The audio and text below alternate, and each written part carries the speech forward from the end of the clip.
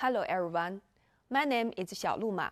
Today, we are going to talk about the right to self-determination.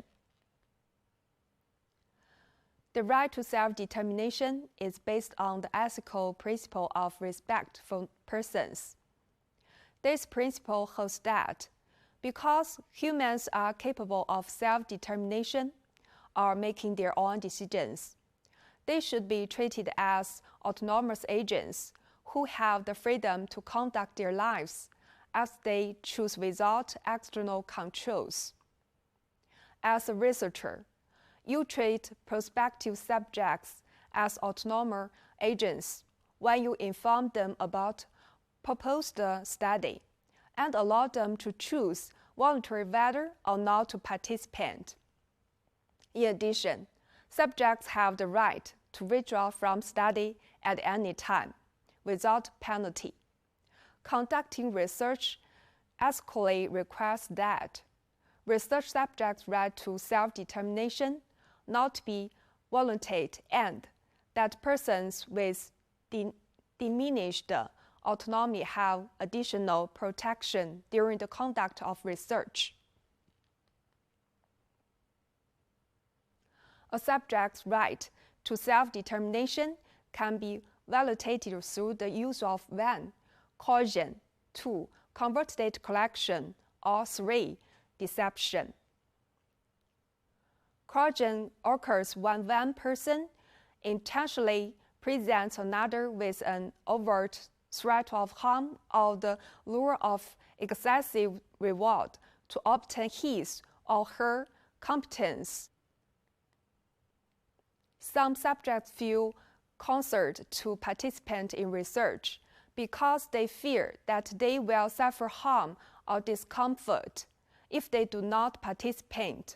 For example, some patients believe that their medical or nursing care will be negatively affected if they do not agree to be research subjects, a belief that may be reinforced if a healthcare provider is the one who attempts to recruit them for study. Other subjects feel coerced to participate in studies because they believe that they cannot refuse the excessive rewards offered, such as large sums of money, specialized health care, special privileges, or jobs. An individual's right to self-determination can also be violated if he or she becomes a research subject without realizing it. Some researchers have exposed persons to experimental treatments without their knowledge. With covert data collection, subjects are aware that research data are being collected because the investigators study collections involving normal activity or routine health care. Studies in which observation is used to collect data, such as ethnographic research, are especially challenging because the researcher does not want to interfere with what would normally happen by identifying that observational data are being collected.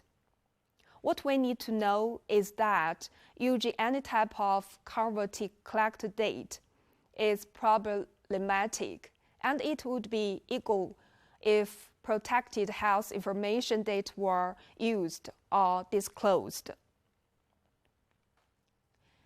And the use of deception in research also can violate a subject's right to self-determination. Deception is a misinforming subjects of the study's purpose. Covert data collection can be approved by an IRB in situations in which the research is essential, provided that the data cannot be obtained any other way and the subjects will not be harmed. On a clinical unit, it would happen if the researcher dedicated the study was related to whether nurses were complying with hand-washing guidelines.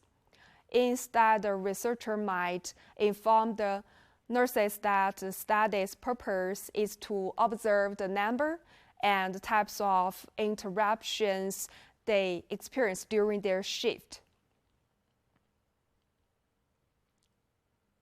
Some persons have diminished autonomy or are vulnerable and less advantaged because of legal or mental incompetence, terminal illness, or confinement to an institution. These persons required additional protection of their right to self-determination because they have a decreased ability or an inability to give informed consent.